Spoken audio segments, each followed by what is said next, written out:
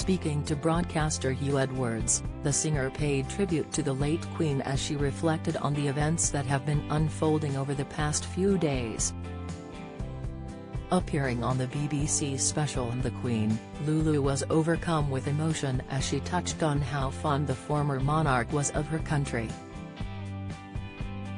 On Monday afternoon, the BBC held a special programme which covered the live procession of the Queen's coffin from Holyrood House to St Giles Cathedral. During the show, presenter Hugh spoke to a number of special guests who paid tribute to Queen Elizabeth II and reminisced on their own personal stories with the monarch.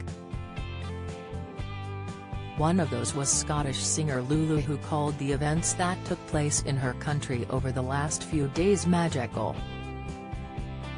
She commented, "My heart is heavy, I cannot believe how perfectly everything has unfolded and how the Queen has been represented." She added that although she'd never hung out with the Queen at Balmoral, she did meet her on a number of occasions, with the first being when she was only 16 years old. Shocked, Lulu said, "I didn't even know about this massive love affair with Scotland. I knew some of it, but I mean, again, I want to start crying because it's so beautiful." For us Scots, she is not just Elizabeth the Great. She is Elizabeth, Queen of Scots, and actually, Elizabeth, Queen of Hearts. Elsewhere in the interview, Lulu shared her thoughts on the new reigning monarch King Charles III. Stating that Charles has been at the University of Life and has been studying the Queen closely, she told Hugh it's now as though he's graduated. Touching on his first speech to the nation last Thursday following the death of his mother, Lulu had nothing but kind words to say. She said to the BBC host, "His heart was so tender that we felt it. We knew he'd been crying and everything he said was just on the money.